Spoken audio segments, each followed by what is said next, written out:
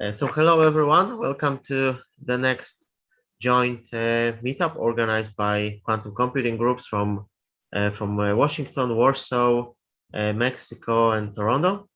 Today we have a pleasure to host George Zipperlen, and he will give a talk from numbers to tensors, a brief history of effective abstraction. So as usually, this lecture is recorded, and so hopefully the video will be later available on our YouTube channel, and there's also live streaming. If you have any questions, please post your questions on our chat here on Zoom or also on YouTube. So we'll also try to read the questions from YouTube as well. George, would you like to have this lecture more interactive so that people can interrupt and ask questions during your lecture, or would you prefer to have all the questions asked at the end? I'm not sure how much of a burden I can place on the moderators to filter the questions, because if it's like a short question to clarify something I didn't quite make clear, I'm okay with that. But if it's going to be a more involved discussion, I think that is better left to the end. All right, great. So we'll try to moderate and just select simple questions that can be easily answered during the lecture. I do wish to express my gratitude to you and the other people on the team, like Helen, that of making this all possible. Yes, great. So we would also like to thank you for accepting our invitation, of course. As I said, it's our pleasure. So maybe I will also introduce myself and the other moderators. So my name is Pawel Gora. I'm a leader of the Warsaw Quantum Computing Group and QPoland, and I will be one of the facilitators. Sebastian Zajac, another member of QPoland, will help me. And we also have Dr. Javier Orduz from QMexico. And before we start and before we give voice to George, we'd also like to say a few words about our future meetings, because the next meetup will be in 2 weeks from now. And Zeki Seski from Turkey will give a talk, a computer science oriented approach to introduce quantum computing to a new audience. And later in April, there will be a talk given by Kevin, how to succeed as a quantum computing application startup. Later in April, Imon Dersi will tell about the theory of quantum teleportation. And later in April, 6th of April, quantum art and the quantum metaverse. The speaker is Dr. Enrico Solano. So he was also one of our previous speakers. Neha Sharma will give a talk about quantum computing, quantum cryptography on the 1st of May. I would like to thank our sponsors, partners who help us organize this event: Quantum AI Foundation, Warsaw Quantum Computing Meetup, Quantum Computing and Data Science from Toronto, Orion X, Net, Association Quantum, Cambridge Quantum, Q Egypt, Q Poland, and Q Mexico, finally.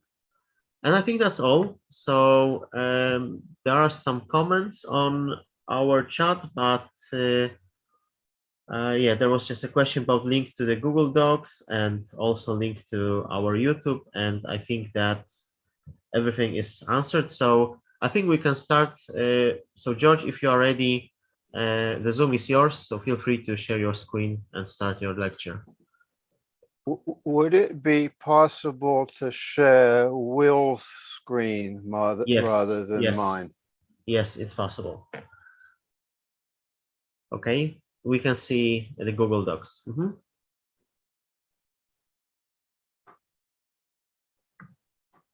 Okay, yes. First, I wish to thank the Pawel, I hope I'm pronouncing that right, and Helen and others in the quantum online community that have made this possible, that encouraged me to give this talk and are handling all of the technicalities of Zoom and moderation. I wish to apologize to everybody. This week I had a series of computer catastrophes, which is why I'm having my friend Will help me out with my slides. And that's the second apology, is I spent the week trying to solve these technical issues rather than finishing up my outline and trimming it down to be a slide deck.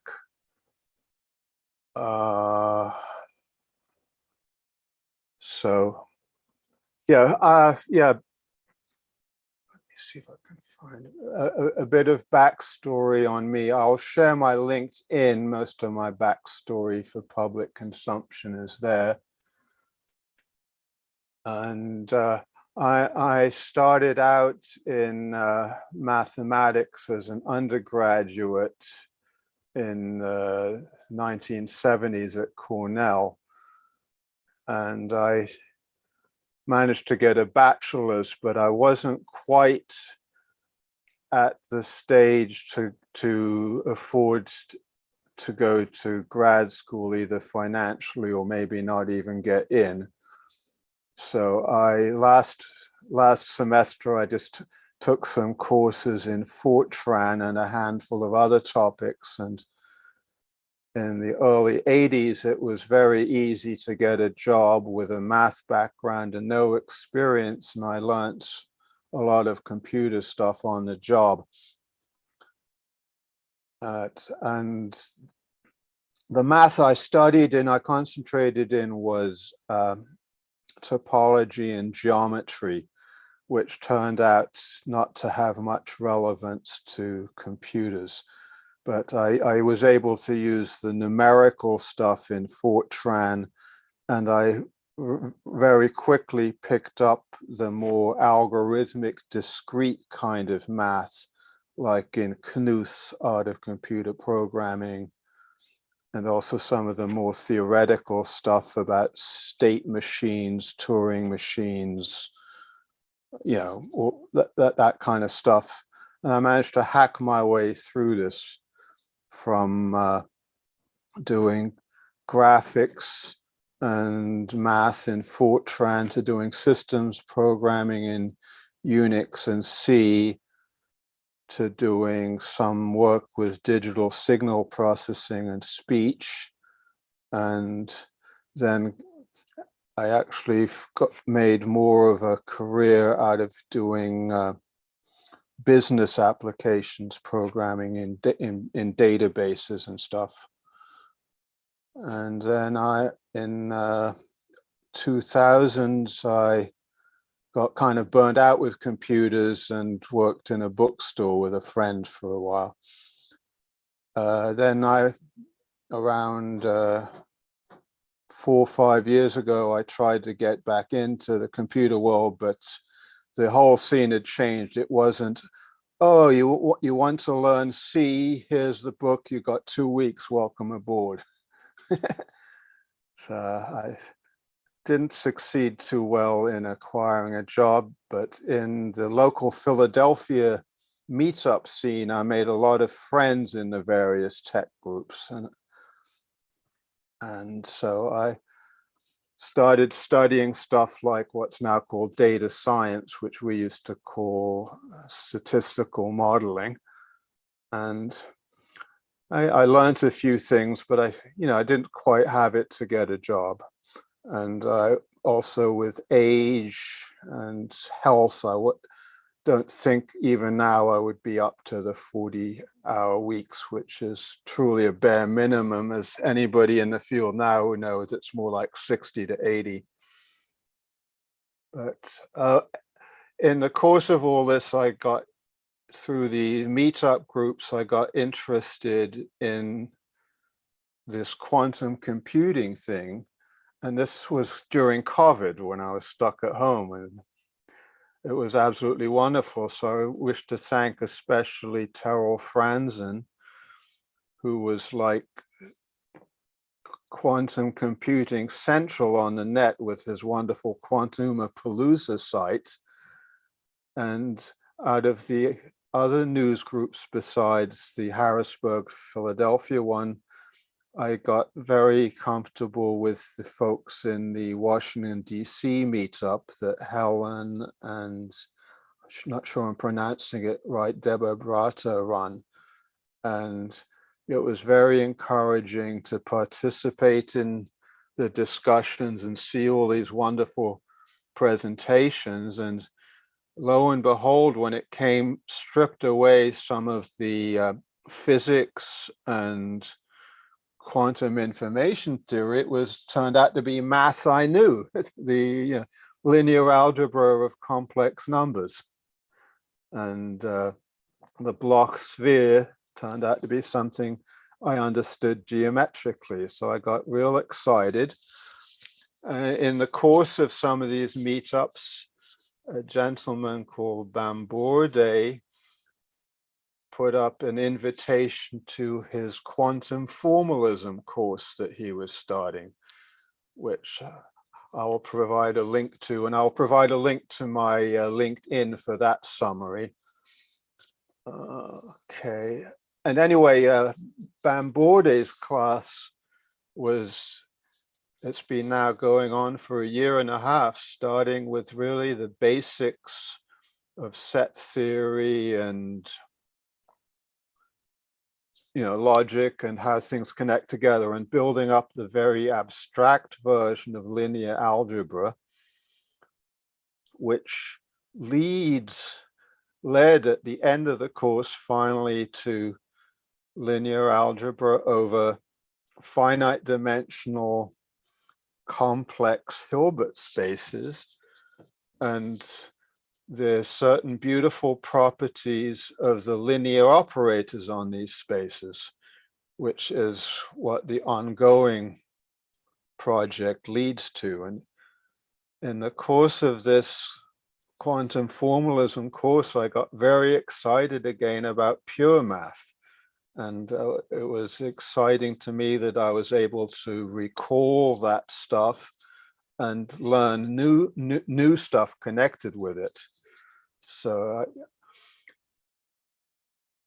and this quantum formalism course is all a preparation for a series of preparations for a course which will be given this summer on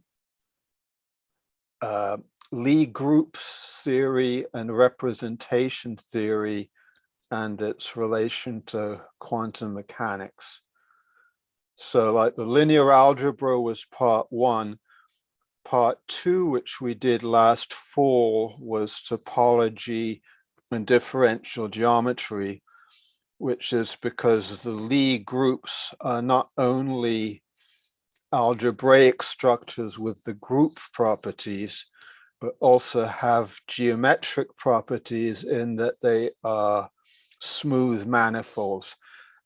Excuse me for some of the technicalities, which I'll try and explain better later on.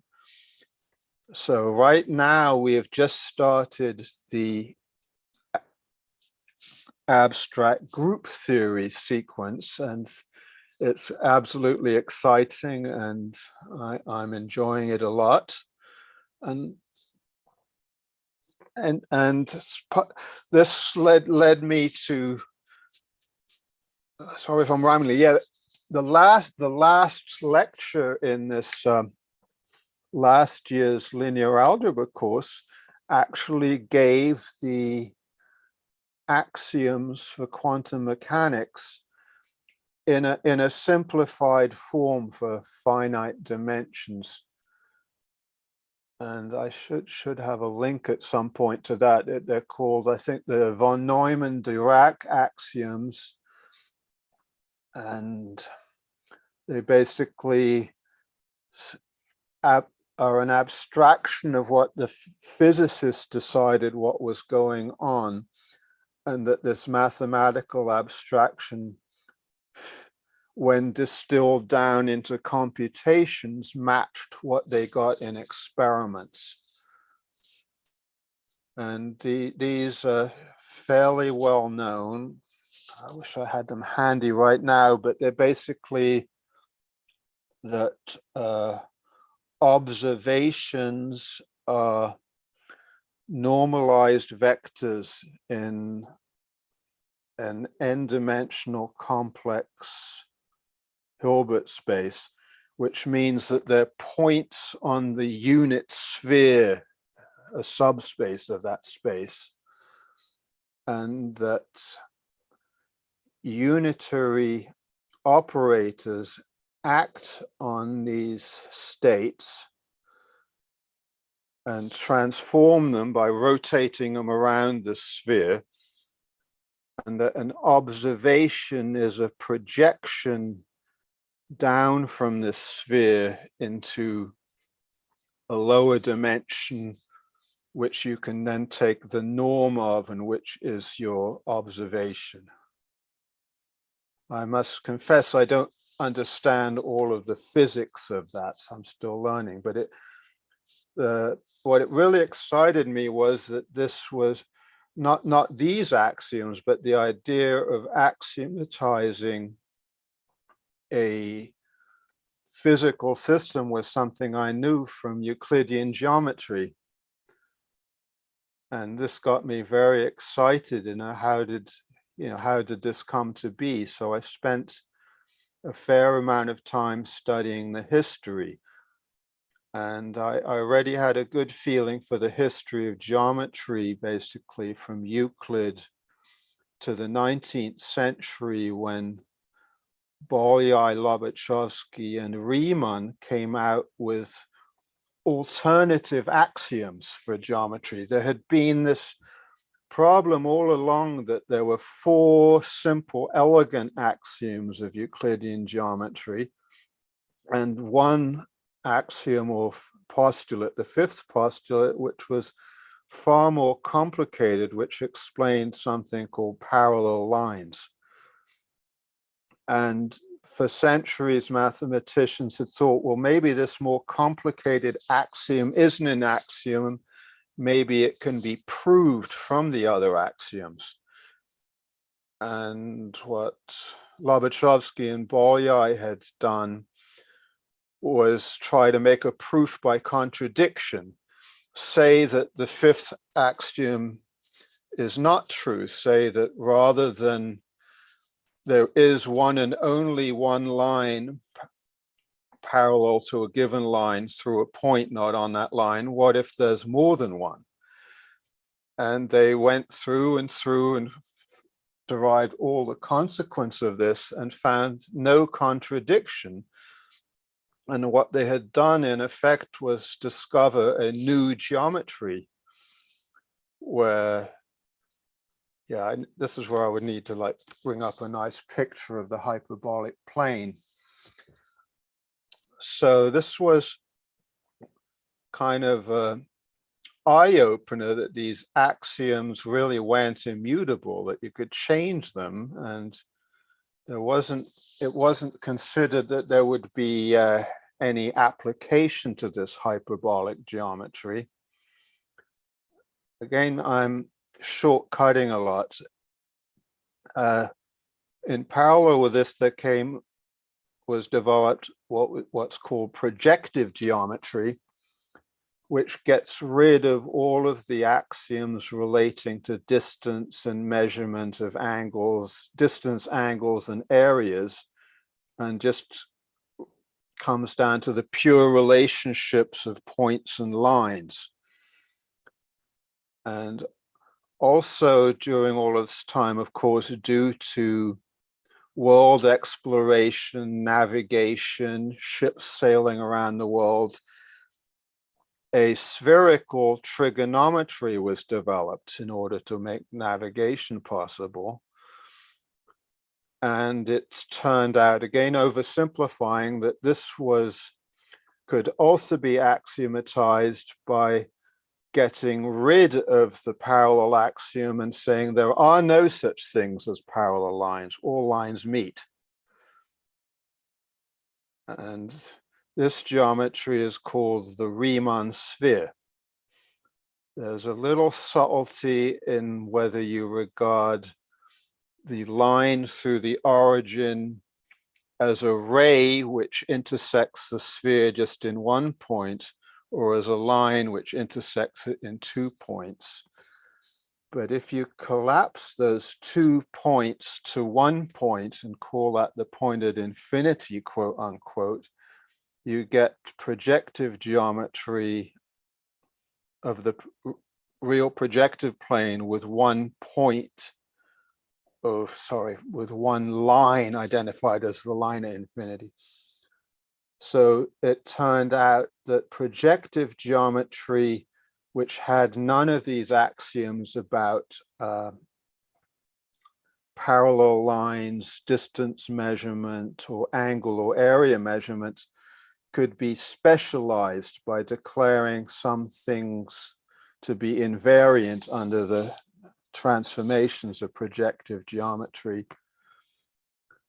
And so in the 19th century, two geometers, Felix Klein and Sophus Lee, realized that all of these transformations of a geometry, which say in Euclidean geometry is all the things you can do, taking a triangle, moving it around, rotating it, and shrinking or growing it as a similarity transformation, that all of these transformations actually formed a group, which was an algebraic object that had been discovered for quite different reasons also in the 18th and 19th century. So, and Lie groups turned out to be a very, very big deal in many different branches of mathematics. And maybe I should touch, I'm sorry if I'm rambling and I feel like skipping the whole talk I prepared about the prehistory of math in ancient Egypt and Persia, India, and the various empires in the two river valley, Tigris and Euphrates. It's complicated because it's not, there was more than one empire. There were Assyrians, Babylonians, and so forth. But these ancient civilizations had already learnt a lot of practical math. They could do amazing things, build pyramids and roads. They could study the stars, and they could predict what the stars and planets were going to do, and when an eclipse would happen, and when spring would come with the flooding to make agriculture possible. And so a lot of practical math was developed in those ancient times. But this is kind of my thesis, which I was going to go into in a bit more depth, that there was an aspect of math as fun, that you could play with these objects of numbers and geometric objects for fun or for artistic or other purposes. And quite recently, some Polish archaeologists, I forget which country, on the Arabian Peninsula, one of the Gulf states. I have a link in one of these things.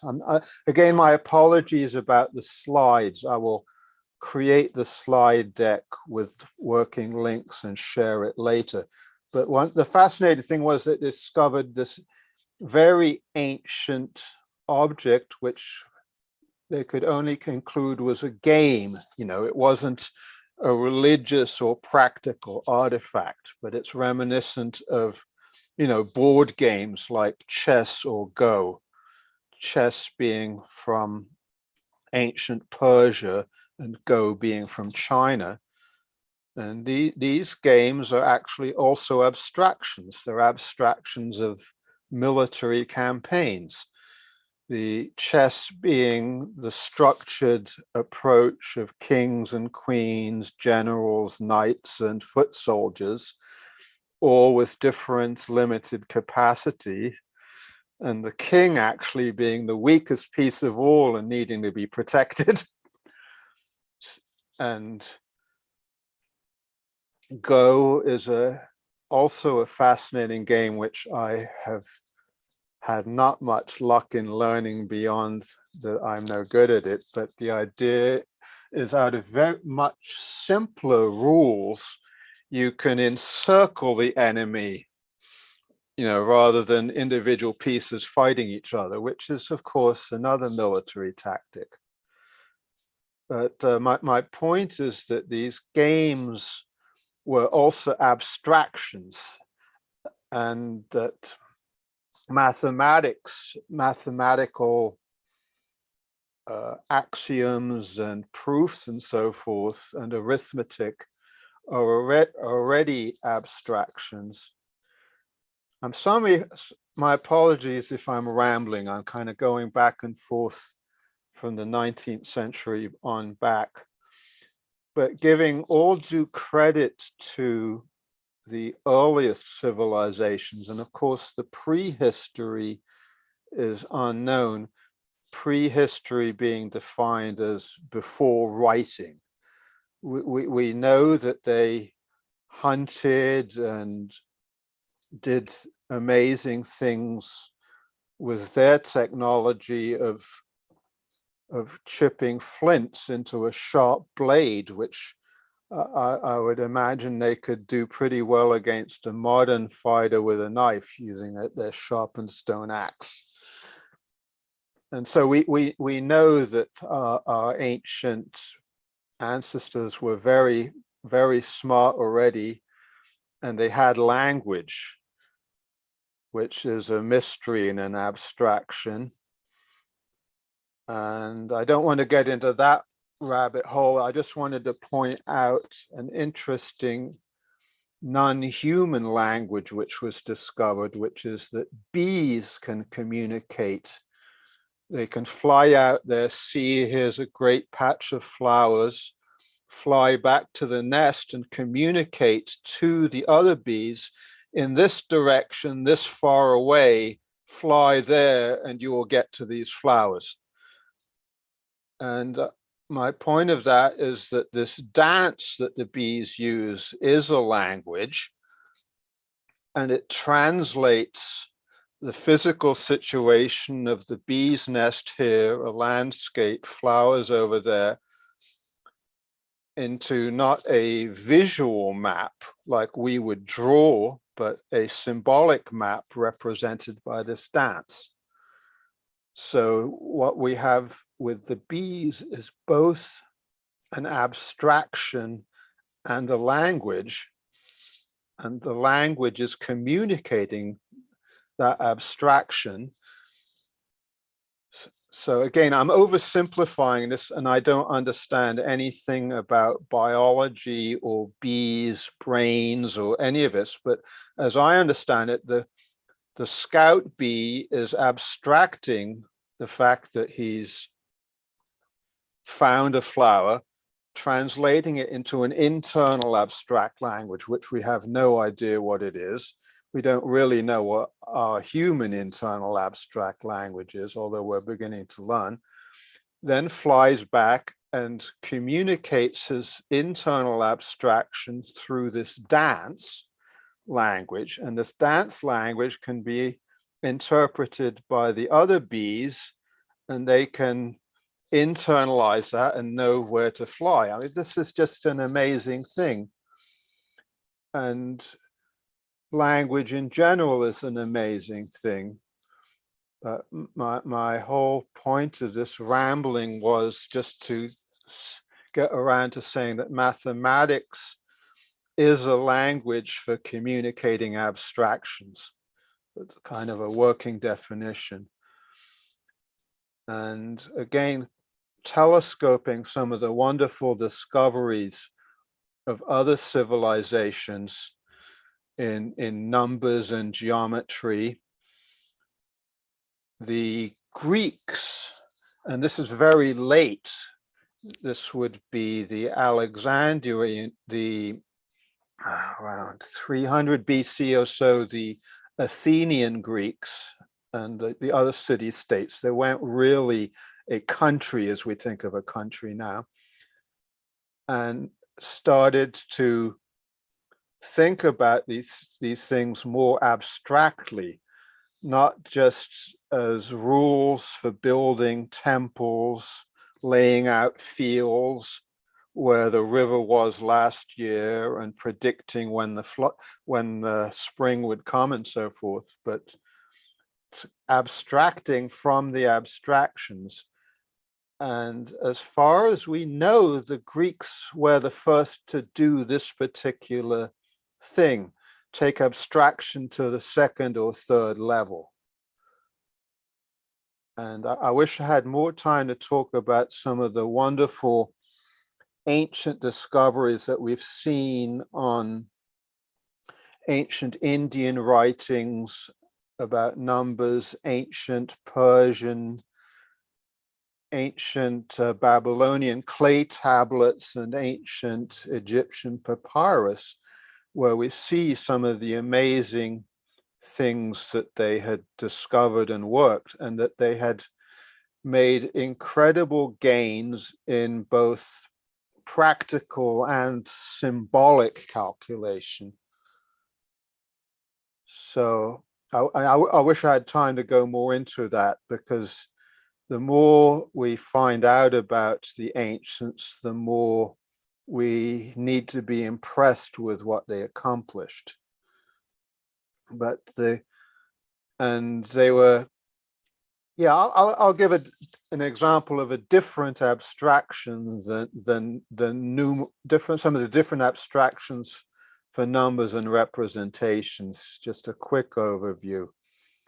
The Babylonians, if I got the right one of those Middle Eastern civilizations, I'll use Babylonian as my overarching word, had basically a tally system where one stroke was 1, 2 strokes is 2, and I forget the base they used, say 5, then 5 strokes would become a new symbol, and you could group them and so forth, and you could do a lot of powerful arithmetic with this representation of numbers.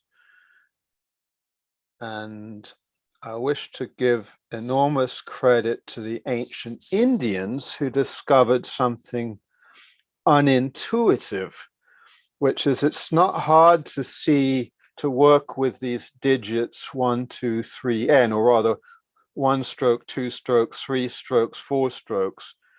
And eventually you use alphabetic or other symbols for groups of these strokes, like this strange thing of Roman numerals. But the ancient Indians discovered something so obvious, we use it every day, all our computers are based on it, everything, all our entire civilization is based on it, but it hadn't occurred to anybody else, which was 0, nothing. There's a number for nothing at all. And that you can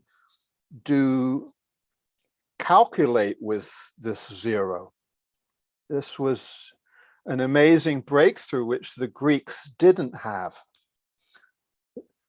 The Greeks had a geometric concept of number. And again, I'm going to oversimplify it, but what they looked at was what we would today call rational numbers, ratios of numbers. And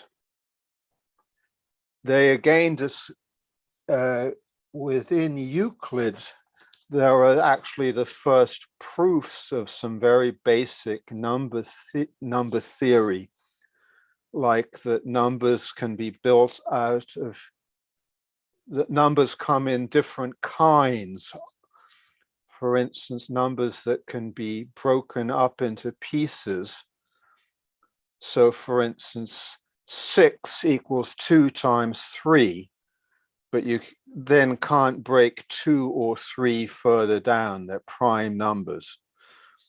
And all numbers can be represented not in our usual way of the decimal representation, but as a unique product of prime numbers. So each number is either itself a prime or a unique product of primes. So every number is either a prime, like 2, 3, 5, 7. I'm not going to go any further. There's a famous joke about a mathematician who was talking very generally about numbers and primes, and they asked him, name a specific prime, and he said 57. And that's the joke if you work it out.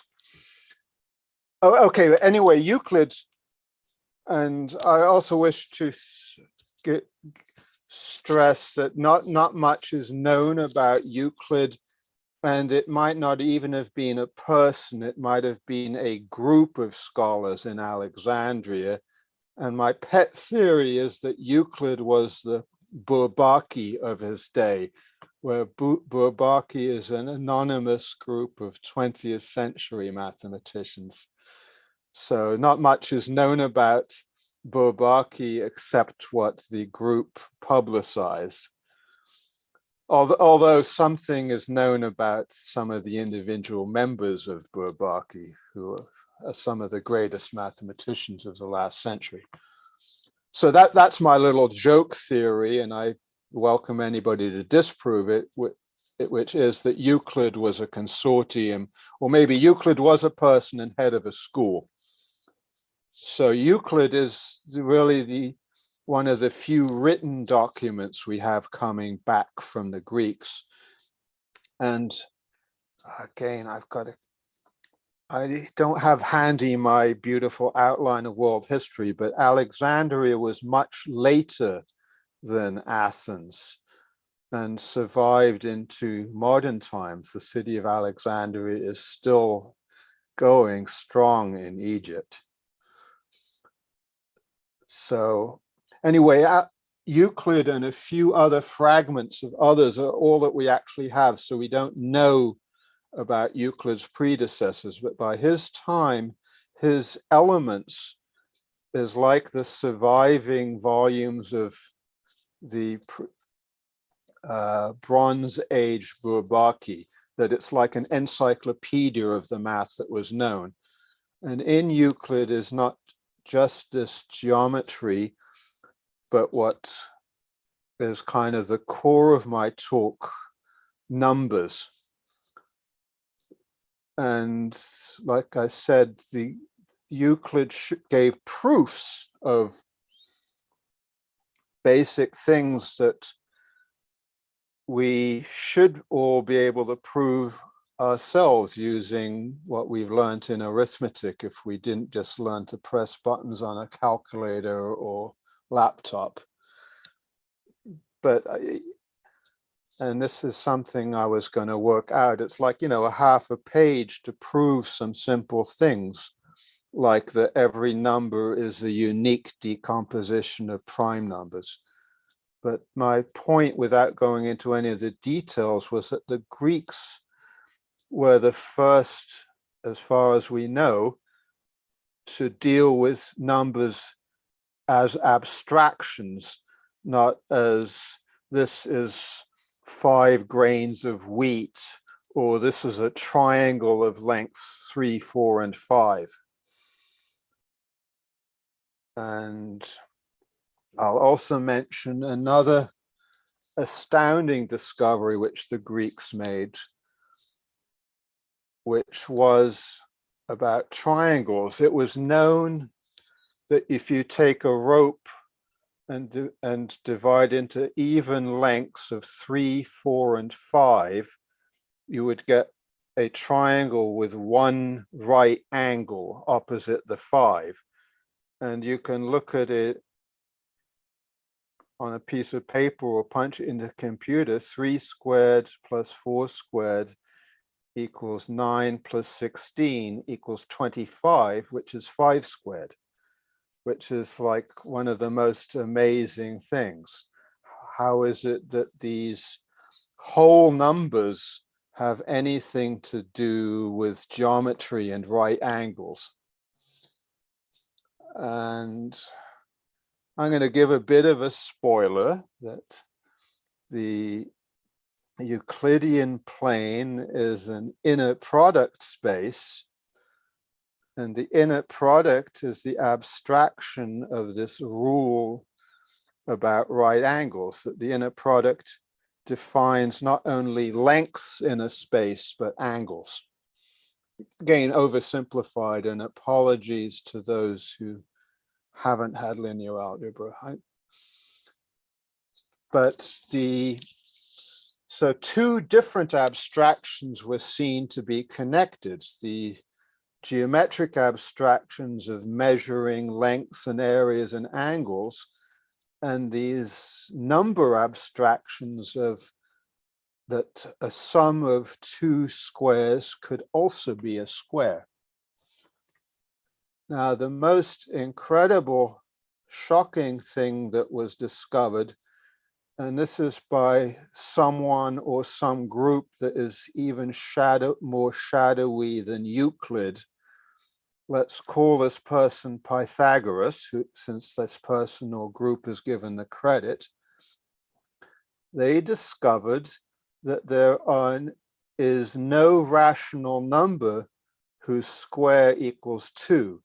In other words, you can't construct a giant square or a bazillion in the x direction, a bazillion in the y direction, and the diagonal comes out to be a bazillion, which is a multiple of 2.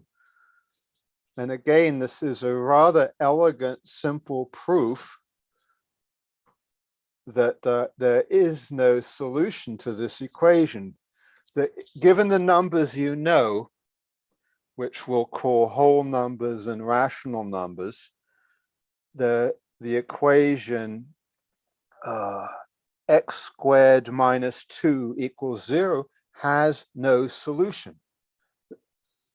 And this was what this proof showed. There are no numbers a and b such that where a and b are whole numbers, such as that a divided by b equals the square root of 2. And it's a very elegant proof by contradiction.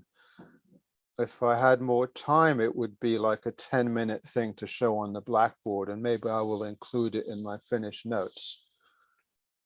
So this was actually so shocking that the Pythagorean group, which was apparently a kind of religious cult, or nobody really knows much about it, but they tried to keep this shocking discovery a secret because it was very important to the religious understanding of the world that everything could be expressed, everything about the world could be expressed in terms of numbers and ratios of numbers.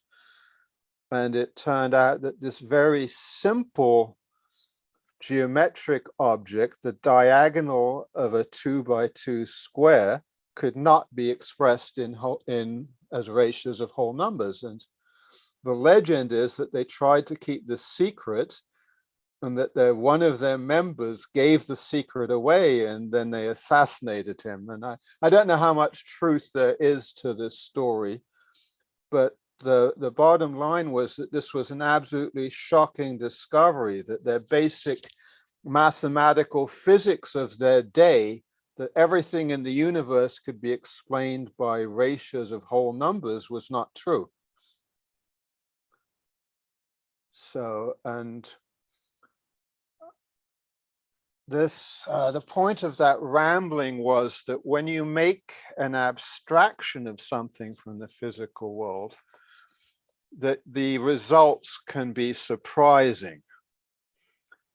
Ah, yes, this ties back to the title of my talk, which I've been so bold as to borrow from the great Eugene Wigner, a mathematical physicist, who was one of those who developed the axiomatization and mathematics behind quantum mechanics in the 1920s and 30s.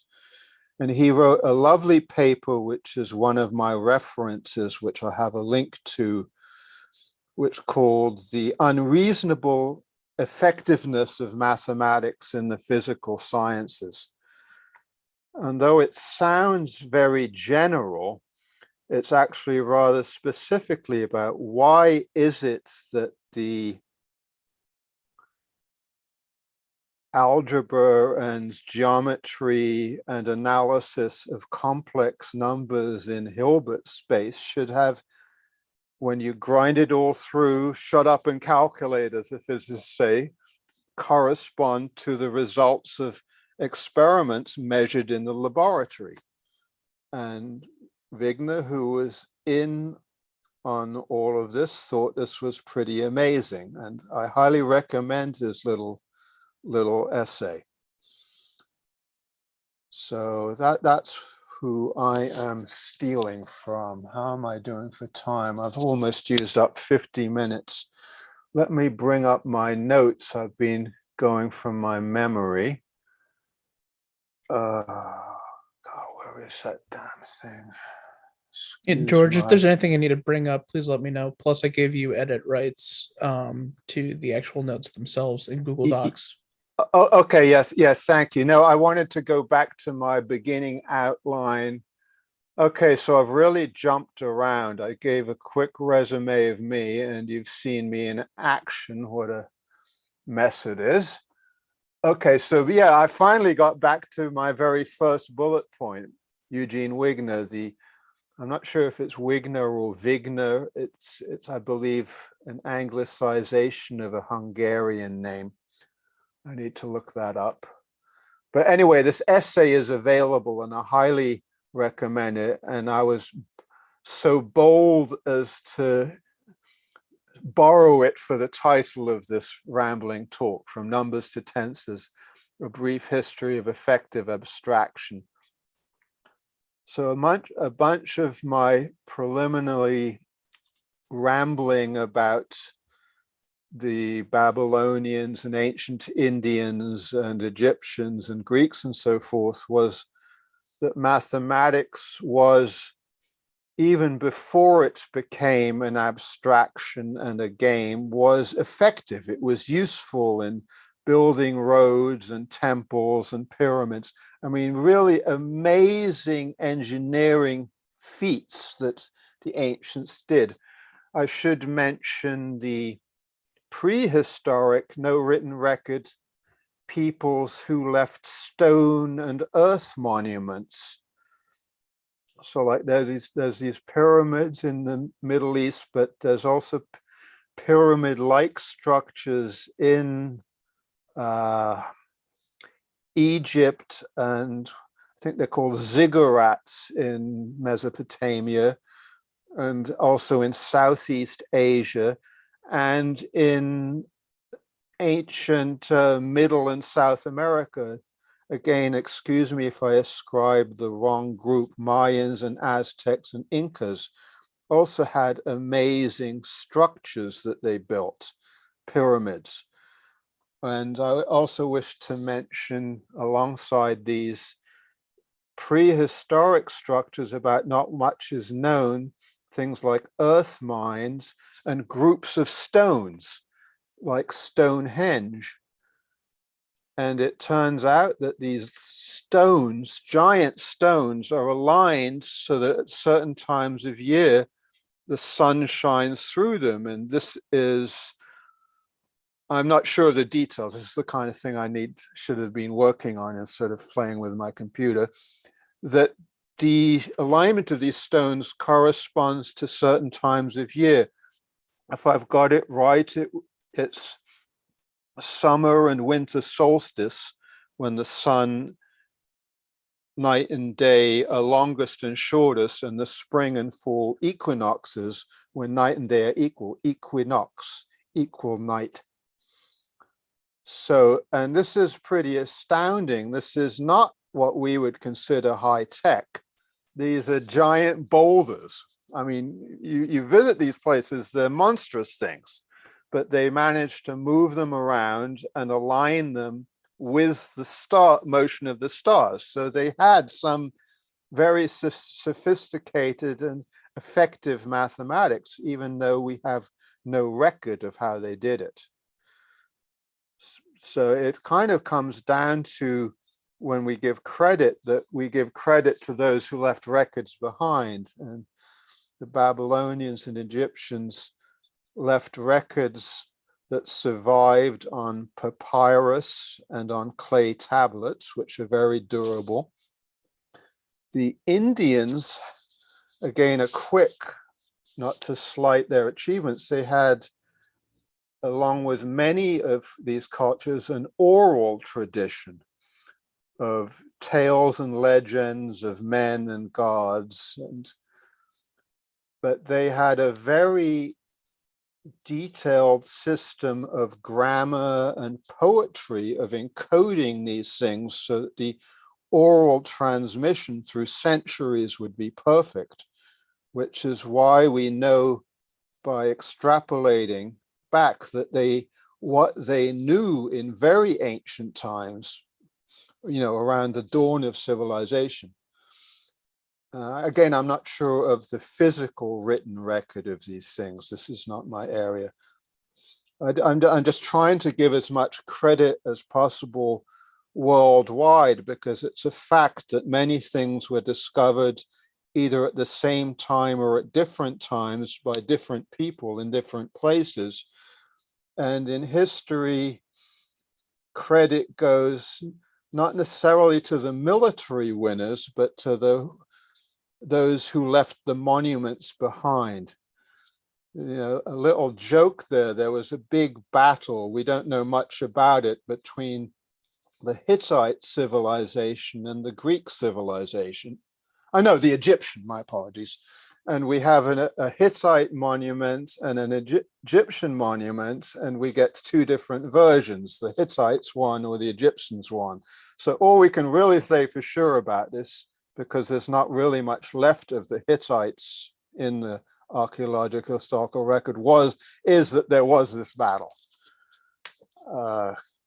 And so, yeah, going back to math, we have some very good Babylonian records on clay tablets.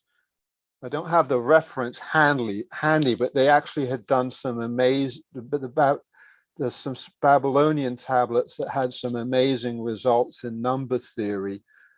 And likewise, I remember the name of the Egyptian one, it's called the Rhind Papyrus.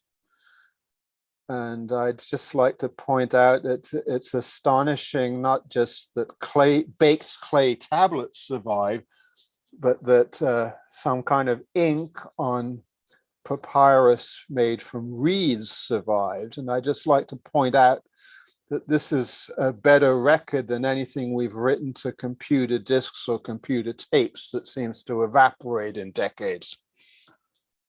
Okay. Back to my talk. Okay, yeah, effective abstraction. And I'm running out of time. I was going to go a bit more into the intervening history of algebra, of the Hindu Arabic algebra. A lot of the words we use come from the Arabic. Algebra is an Anglicization of a Arabic historical figure who I will not attempt to pronounce. And algorithm is from Al-Khwarizmi. Again, I won't attempt to pronounce it. Again, a real person. So we have in the names some credit to those Hindu Arabic mathematicians. Yeah, the Hindu I would name is Brahmagupta. Again, I need to do some more research on that.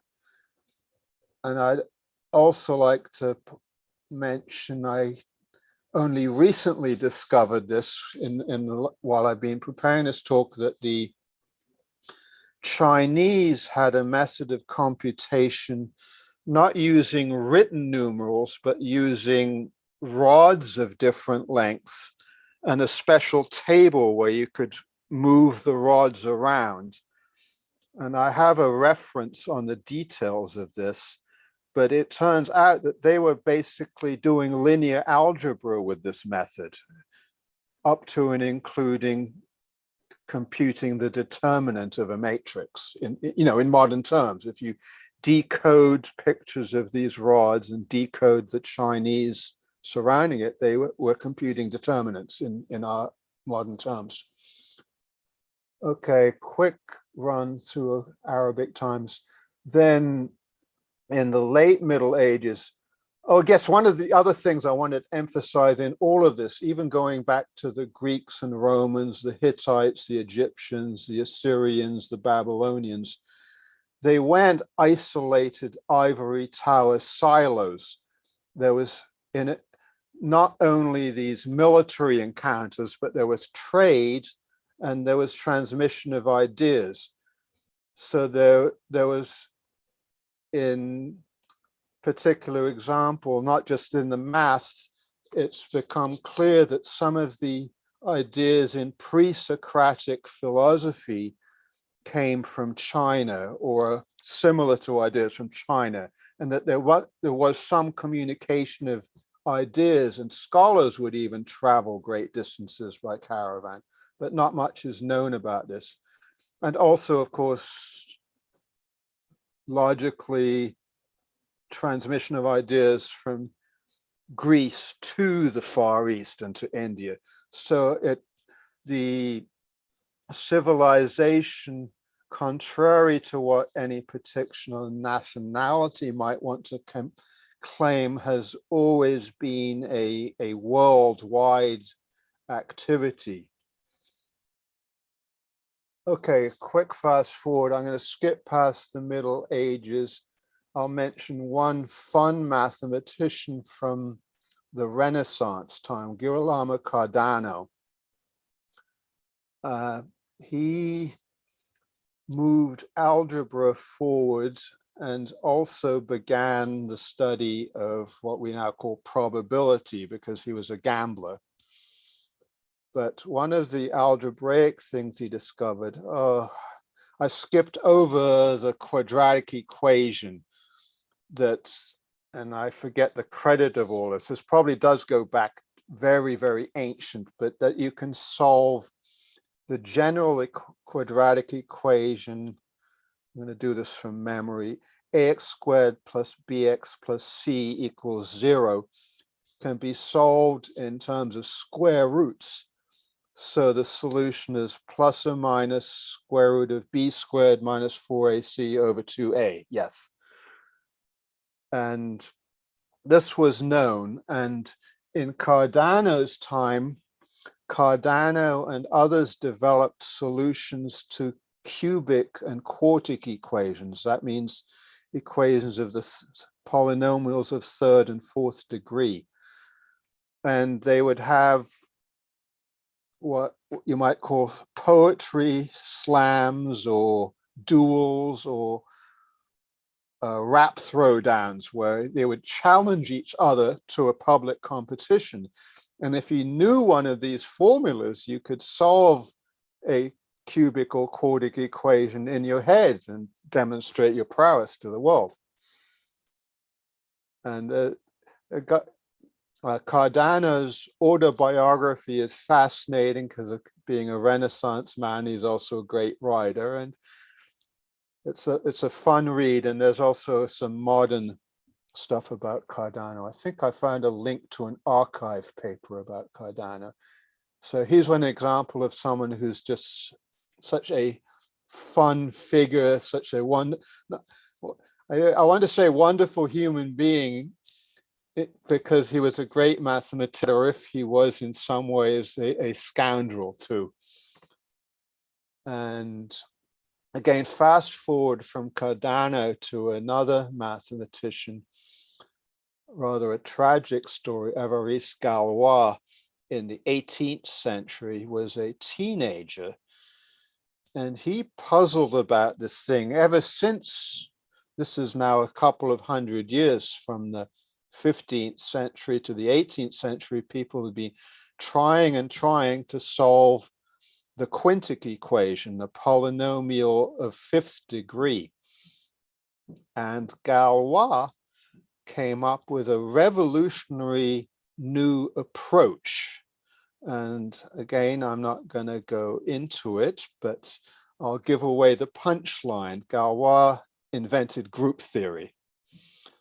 And he was unfortunately, although brilliant, not doing that well in school and was also involved in all of the troubles of being a brilliant teenager, love affairs and politics.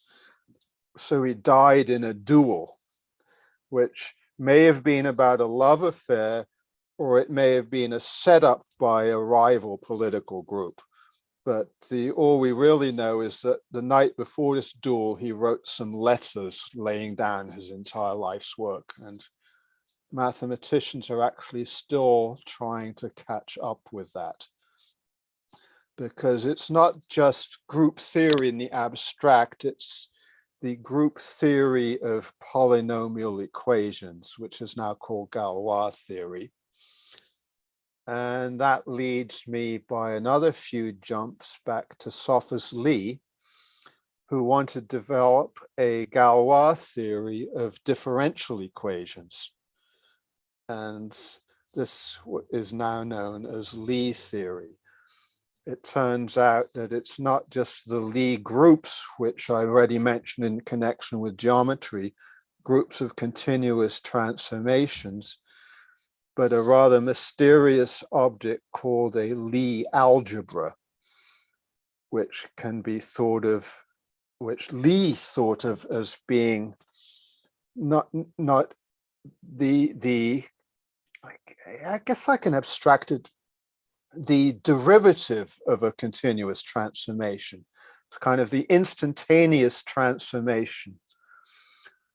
So, in the same way that if you have a smooth curve, a function y equals f of x, if it's nice enough, you can compute its derivative function y prime of x, and it has nice properties.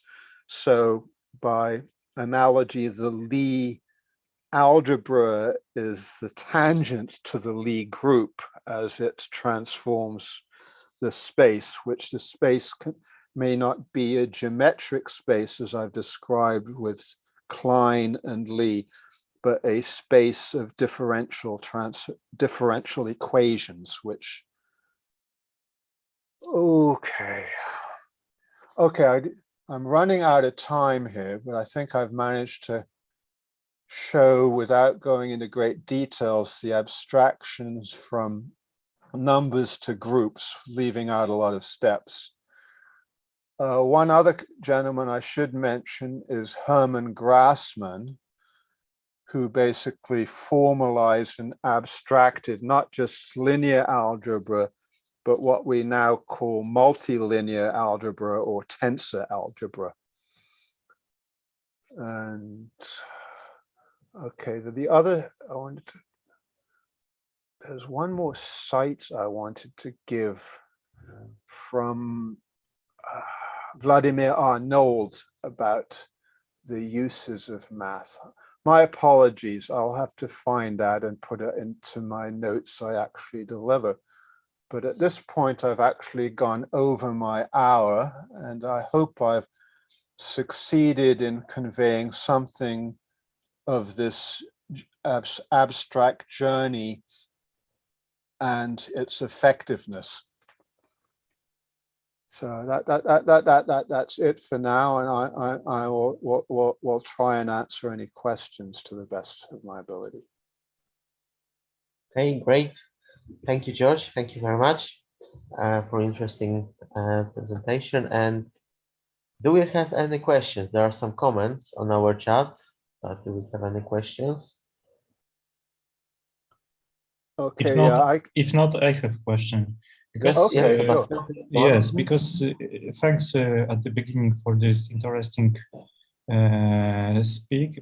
But I have a question that you told a lot of about abstract objects, that mathematics is connected with more set theoretical point of view, as I understand. Yes. But yes, at present we know that there is kind of category theory in mathematics. Do you think that there could be some point of view that more interesting is how things interact beyond of them than than just thinking about how abstract objects are? What do you think about this?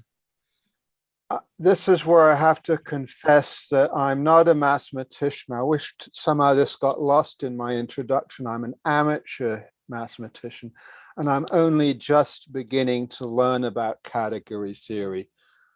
And from my perspective, it's just another level higher in this abstraction of abstractions. So yeah, but how much abstraction we can introduce to describe that's actually a good question for my, and I think when this is why my talk is about effective abstractions, because even within categories it spirals without limits. There are categories of categories, what they call two categories and n categories and infinity categories. And I hesitate ever to say that a mathematical abstraction will have no use. I could have given more examples. I'll give some number theory examples. The things I spoke about, prime numbers and composite numbers and proving which numbers were which, is actually turns out to be very practical in cryptography, even though for centuries, millennia, it was something mathematicians just did for fun. And any practical minded person could say, well, who cares that 5 is prime and 6 isn't? It doesn't matter to me. 6 is just one more than 5, and that's $6 versus $5. So that would be an example in a completely different area of how an abstraction of an abstraction turned out to be effective in a completely different area. And so I would not like to be the one to say, oh, infinity categories are so far out there that they'll never have anything to do with the real world, because anybody who said that has been wrong in the past. Okay, but in set theory, we know that we cannot construct set of all sets, and in category also we cannot construct category of all categories. So this is logical. Actually, that I don't believe is true. I think that is one of the strengths of category theory. And also within set theory, it comes down to being very precise by what you mean by all. So even in, for want of a better term, classical set theory and logic, there is a meta theory that I believe it was Russell and others developed of classes. So that you, while by definition you don't talk about the set of all sets, because it's very easy to show that that leads to a logical contradiction. Simple example, the Greeks knew this counterexample. The barber is the person in town who shaves everybody who isn't a barber. I probably got this garbled. Who shaves the barber? Or yeah, but in other words, in my opinion, this is more connected with infinity in mathematics, but not only in because as I understand, you mean that all should be in infinity kinds of things. Yes. Well, one of the things we learned from set theory, which is one of those discoveries which is as astounding as the discovery of 0 or the discovery of the square root of 2, was Georg Cantor discovered that there are different kinds of infinity, bigger and bigger and bigger infinities. And one of the ways to contain set theory is to pick a humongous, inconceivable number, call it a wooden cardinal. That's a pun on the guy's name, and say that all math is defined within sets within this limited universe up to this wooden cardinal. this would be a whole nother talk to present Cantor's set theory. But I think the category theorists, again, this is not my area. I mentioned Russell's theory of types and classes. And this now has a categorical form, which I also hope to learn about, called, do I have it right, homotopy type theory, which kind of connects two concepts I know a little about, homotopy theory and topology and type theory and logic. And lo and behold, this turns out to have applications within computer science. But to answer the question is that within mathematics of any kind, you need to contain the infinities. You need to say, I'm going to only talk about finite. You need to say, I'm only going to talk about countable. Countable just means that each subset of it is an integer. But it is infinite in that you can always find, for any n, there's an n plus 1. But most important and interesting things, even in physics, we can get because we can do it on infinity dimension, even in not only countable but also uncountable case. So I think that's this is actually something I hope to learn more about in the next few years. My grasp of what's called functional analysis only extends to countable dimensional spaces. So this is something I hope to learn. But again, this is constrained. And somebody who actually knows can correct me if I'm wrong, but I believe that the Hilbert spaces you look at are of dimension less than Aleph 2 or less than Aleph 3. Aleph null is Cantor's definition of the number of all numbers. The number of all subsets of numbers, the power set, the cardinality of that is called 2 to the Aleph null, or Aleph 1 for short. And so you can keep going up. But as I said, at some point, you're going to go insane. Can you have Aleph omega, Aleph sub Aleph null, and so forth? It gets beyond what can be comprehended. So there are ways within set theory and also within logic to contain what you mean by all and what your universe of discourse is. And then there's also a kind of category, and again, now I'm on real thin ice because I'm only beginning category theory, called a topos, which can encompass a set theory or a logic. But again, it's contained in a nice world. I think this is always the tension in mathematics between the open and the closed, what can be contained in a nice, well-behaved universe, and what is wild that's beyond that. And I'll give a very elegant example of where infinity leads to what might seem like a paradox. One of Hilbert's problems was, could let's simplify, all of arithmetic be proved? I'm very oversimplifying it, and I left out the piano axioms in my list of axioms along the way from Euclid to Dirac and von Neumann.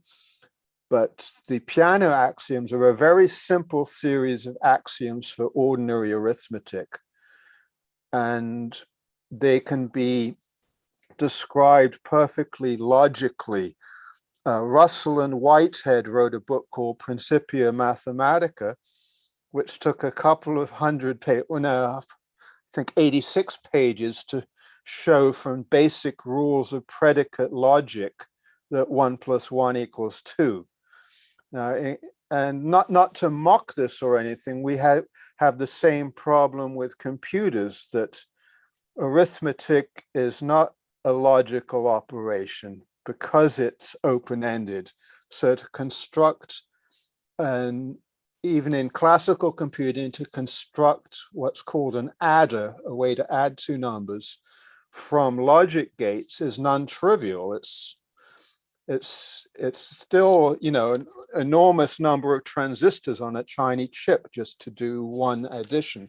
Again, I'm vastly oversimplifying, but this connects back to quantum computing in that we are now trying to, you know, decompose computations into quantum logic gates. Again, this is something I myself am only just learning about. So okay, I keep rambling, but what Gödel showed, and this will connect back to computation, Hilbert's challenge was to show, can one take in principle what Russell and Whitehead had done and build on that to show everything in arithmetic is either a theorem, you know, Fermat's last theorem, or it's false. And what Gödel came up with a very elegant proof is that there are statements about numbers that are perfectly logical, but they can neither be proved to be true nor false. They are undecidable. And he gave a very elegant proof of that. And a gentleman called Alan Turing later developed a theory of computation and gave an even simpler proof using his theory, his and Shannon's theory of information and computation. Turing gave a computational proof of Gödel's theorem. And that is the birth of computability theory. So that it's a question not only in theory but in practice, what problems can a classical or even a quantum computer solve at all? And one of the exciting things about quantum computation is that it opens up to practical computation a whole new realm of problems which on a classical computer would take a computer the size of the universe.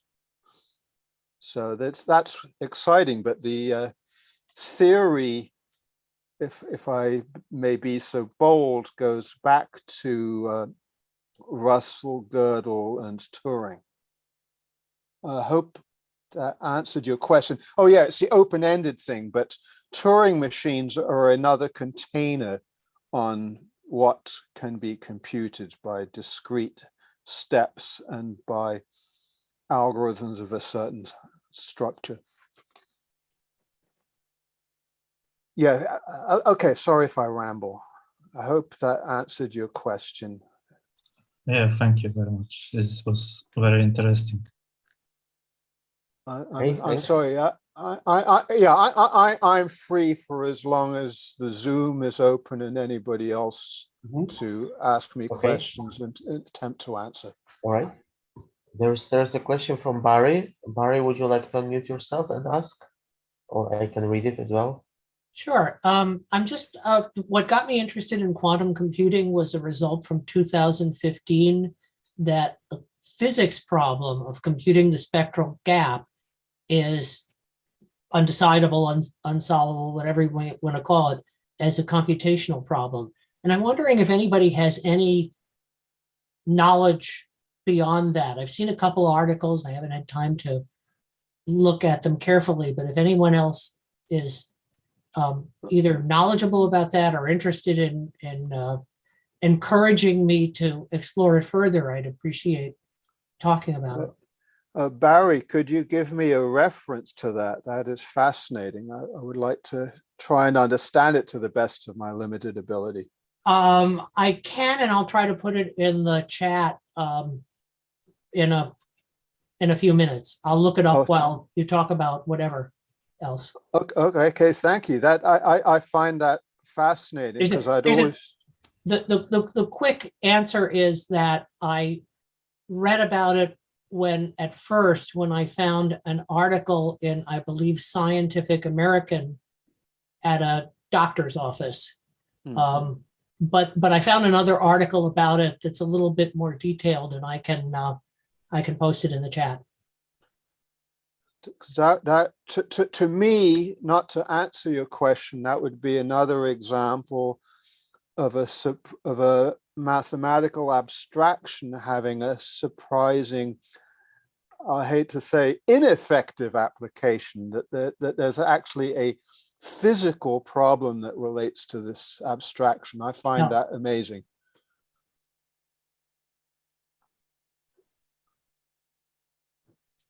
I mean, I can add something to it. And again, I'm not a mathematician. So essentially, when you're talking about spectral gap, you're talking about the energy difference between ground state and the excited state of a system, which is especially central to many quantum many-body physics. And when you're talking about a many-body physics, and this is something like, we had this discussion last week where we kind of talked about that modern quantum computers, although quantum state itself is a continuous state, like the charge on a wire, we are essentially trying to resolve it to our classical systems, i.e. 0 or 1. When you go into a many-body physics, you are talking about, again, that, the example that I just said, 1 and 2, you got many states in the middle. And so it is essentially an undecidable problem. But if you were to look at which aspect of it you want to break down to, then those individual pieces are solvable. But as a whole, it's a many-body problem. And there are infinite properties within this many-body. So that's just my view. I can just say, sorry. As far as I understand it, it's not just unsolvable in a sort of a traditional too many sense or uncountable sense. There's some self-reference in there that gets in the way of solvability. As we can see, this problem is strictly connected with Yankee-Mills theoretical point of view for quantum field theory. So the reason is that we don't have a fully mathematically defined quantum field theory, and we use just a kind of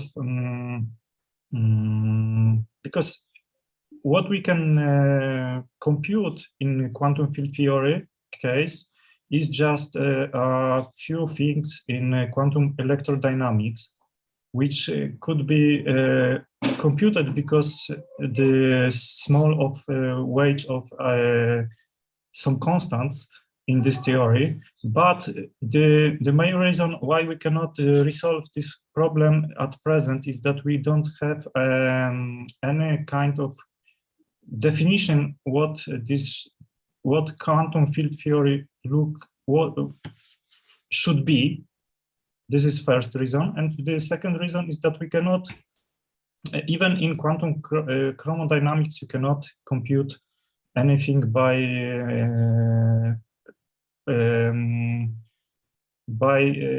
present technology like compute. There is a lot of work where we try and compute in QCD, use topology and use even mathematical methodology compared from string theory, from higher dimensional geometry, and there is a lot of work at this, but the main reason why we cannot compute this gap is that we don't have correct mathematically definition of quantum field theory.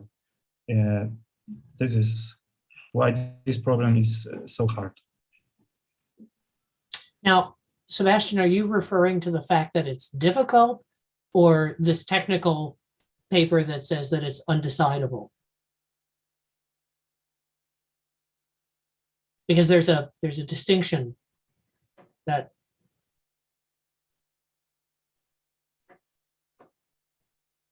how to I can say for your question.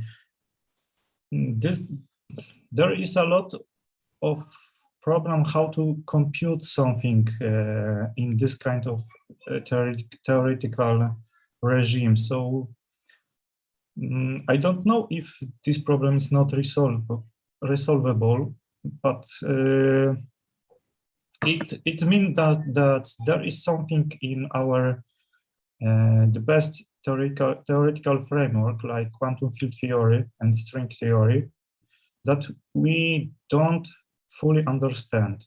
Yes, in my opinion. And if we do something more, investigate in basics of this kind of theoretics fields, not only in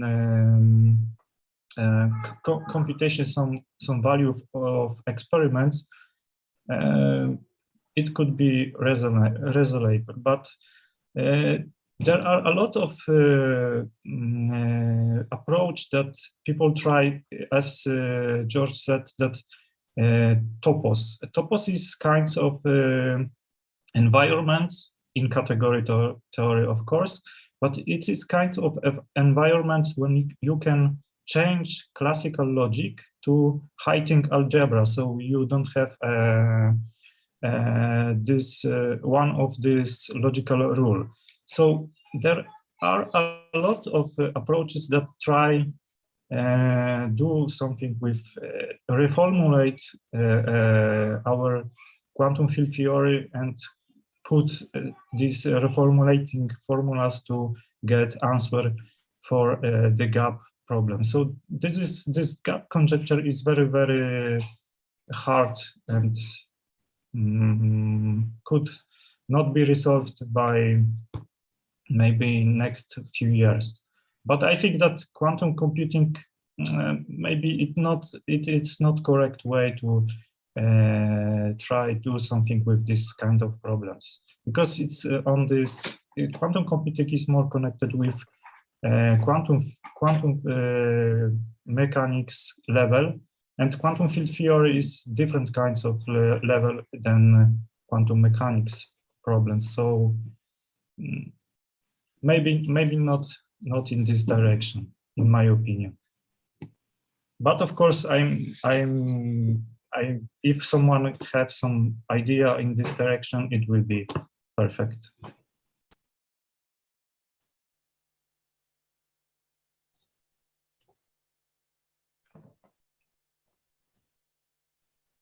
All right. Do we have any more questions from our participants?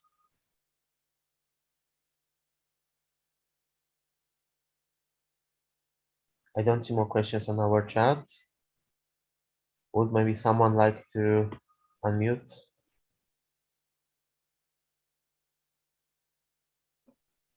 Yeah, I wonder, I asked very early on, and I'm still not there. What is your definition of abstraction?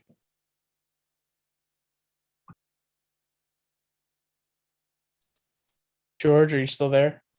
Oh, yes, sorry, I've been following the chat, which is probably a mistake. I should leave that to the moderators. That was on the chat very early on. Yes. Okay, I'm sorry, I didn't catch that. Extremely naive question. Okay, what sure. is abstraction?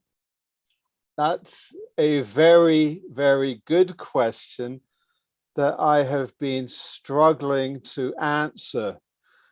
And my best answer right now is, as I hinted at with my talk about language and representation, that all language is an abstraction that we can use to communicate, and that when the abstraction refers to shared experiences, like I can say, on that tree over there is a red fruit. And that works as long as the person I'm communicating with isn't colorblind, which by an odd coincidence, Isaac Newton was colorblind, but he was able nevertheless to come up with a theory of color.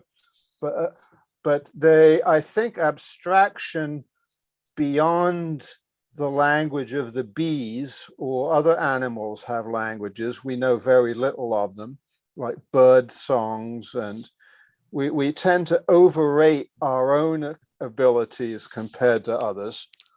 But human language is already an abstraction of everyday experiences, given that we have a shared experience and that we're not colorblind, and that we have all of these words are already abstractions, apple and tree and red, but we learn at a very early age when we learn language to connect these abstractions with our inner experience. And I really don't want to get into the philosophical or metalinguistic discussion of that. But my definition of abstraction as far as math goes would be the second or higher degree of abstraction. So you go not just from, a grouping of objects to a set, to the cardinality of that set being a number. You then start talking about a collection of numbers, and you can say, well, this thing isn't just true about 2 apples or 4 apples or 5 apples, but it's true about 5, but not about 6. And that you start to build these towers of abstractions. So at some point, you're no longer talking about sets or numbers. You're talking about things like 0, and that's not that obvious. What does the empty set mean, and so on? Or -1. I mean, what does it mean to have a negative number? You take all of the apples out of that basket, it's empty. You can't take any more apples out. So negative numbers are really not an abstraction of the cardinality of a set. They're an abstraction of an operation on the set or between sets. And that would be extending the numbers from the whole numbers 1, 2, 3, 4 to include 0 and the negative numbers, which changes the numbers from a semi-group to a full-blown group. And then you discover properties of this more general group of the integers, and then they turn out to have practical applications. So in accounting, you can use negative numbers. So one number is an asset, a negative number is a liability, and so forth. Or then, this was kind of the point of my talk, is that when you deal with the abstractions, you find surprising things. So my fundamental example would be the square root of 2, that there is no number that's the square root of 2. And this took several thousand years to actually get a satisfactory definition of the real numbers. That would go to Cauchy and Weierstrass in the 19th century. So, and I left out of my elaboration the square root of -1. Yes. For centuries, you were able to deal with quadratic equation by saying it had no solution if this discriminant square root of b squared minus 4ac is a negative number. But it turns out that with the cubic equation, you could reduce certain cubic equations to a product of a linear equation with a quadratic equation. And if you pretended that these imaginary numbers were real, as long as you did the calculation, and at the end you came out with a real solution to the cubic equation, it took a long time for these complex numbers, which were of the form x plus I times y, where I is imaginary. Imaginary is, it took a long time for the effective use of these complex numbers to be seen, but now, of course, they're everywhere. Okay, may I refer to the very beginning of your answer? Okay, sure. Sorry. Keep me on track. Will it be, because you went through the whole mathematical string of concepts and events and things. But at the very beginning of your answer, my response would be, is abstraction a shared symbolic interpretation of convention that is useful to communicate things that are not so tangible? Thank you. That is very well trying to say. Thank you a lot. So back to the language, and later on in your answer, you said some kind of definition and cardinal and all these mathematical concepts not always known to me, but it looks like some recursive element here. You defined things using the abstraction. Yes. So that recursion is amazing principle in math and in physics, actually, because when I replicate things, say in solid state crystals, I'm recursively going through geometric structures repeatedly. And that's repeatedly means that's the essence of the recursion, that if I do brainwashing, I'm a little bit diversing. Brainwashing is telling you 1,000 or million times something which may be true or not, but I managed to brainwash a lot of people by repeating it. So that recursion or definition via using the same concept in the right-hand side of the definition, but I'm missing the kernel, the original definition of the abstraction. I'm not sure I'm clear. Yes, it's actually a very tricky thing, and this is why one attempts to found these things on set theory or on Boolean and first and second order logic or on category theory, is one needs to contain the recursion. Excuse me. Otherwise,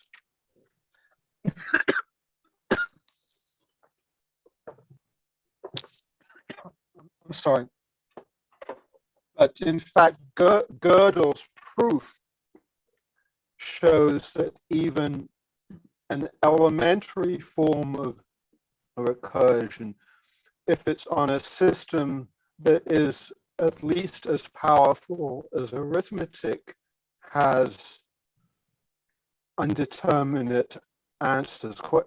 So in order for your recursion to abuse the language, converge on a solution, there needs to be some limit on the input to your recursion and some limit on the recursive steps you take. In computation, the analogy to Gödel's incompleteness is the halting problem. So if you're not careful, I'm sure I don't understand the physics of what you're doing, and maybe it's very nicely behaved, but it's conceivable that you could come up with, not necessarily in physics, but from wherever, a problem which is not computable. In other words, where the Turing machine or the quantum computer or whatever you devise does not end, that there is no answer. It's conceivable. Okay, thanks. But the abstract mathematics is containing the abstractions, caging the wild beast, if I may use the metaphor. Yeah.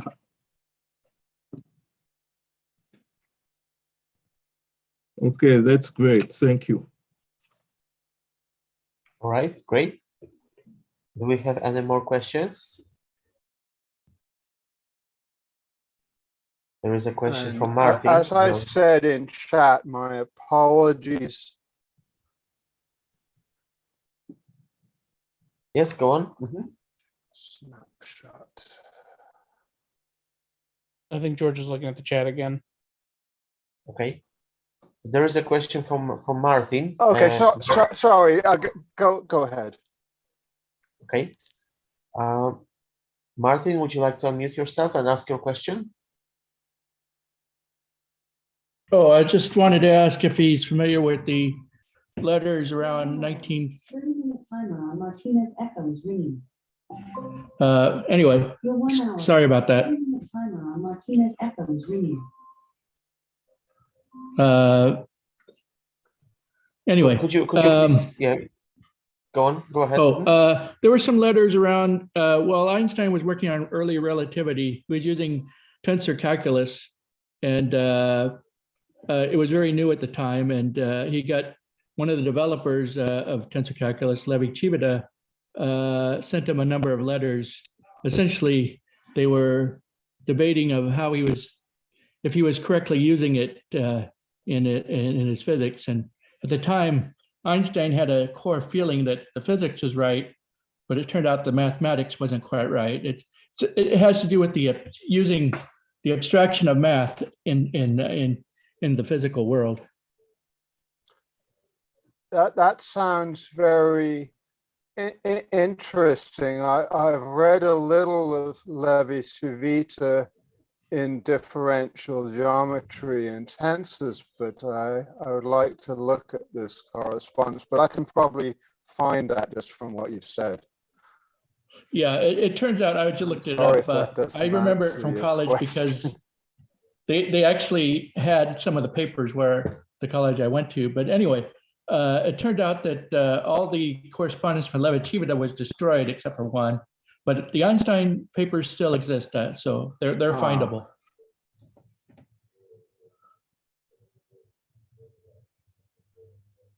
Yeah, I would point that out as a stunning example of effectiveness, that these abstractions from Grassmann, Riemann, Ricci, and Levi Civita, I think I forgot one person, turned out to be extremely effective in relativity.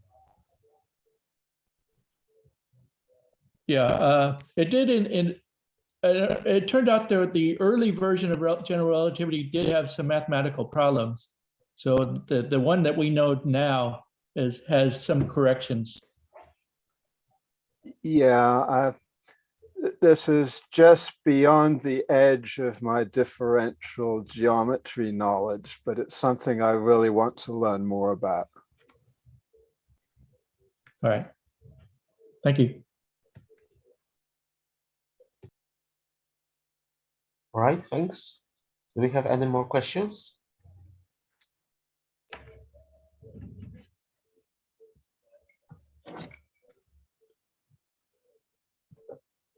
Well, then if there's no more, I think it's time for me to get another cup of coffee. I wish to especially thank my friend Will for having my back technically. I wish to thank Pawel and Sebastian and Helen, and also the people from the audience who asked such really great questions. Thank all of you. And I will try to put together some better slides from my rough notes. They really are just my notes to myself. Sorry. Great. Thank you. Thank you very much, George. So also on behalf of all the participants, I would like to thank you for your time, great presentation, and also very interesting and inspiring discussion. So you answered the questions from our participants in a fantastic way. So I believe that everyone enjoyed. And yeah, there are some congratulations and thanks on our chat as well. So I think that we can finish for today, indeed. So Helen, let's maybe stop recording.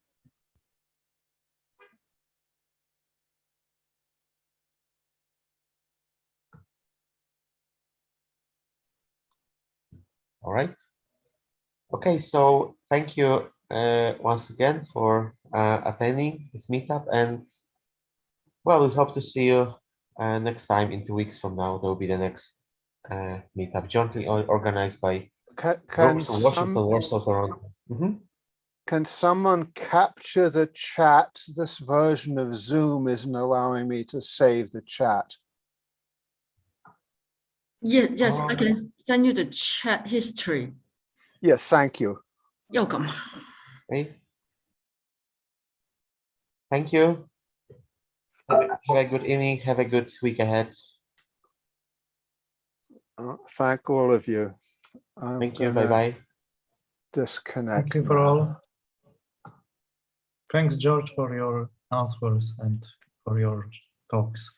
And thank you for your moderation and taking care of the whole organizational aspect. As an amateur mathematician, I thank you also, and I'm encouraged greatly by what you've achieved. Yeah, thank you. Yeah, I wish to stress that I consider myself an amateur and a student, and it's been very exciting to me to learn these new things, and I hope to learn more. You certainly seem to have achieved amazing heights. Thank you.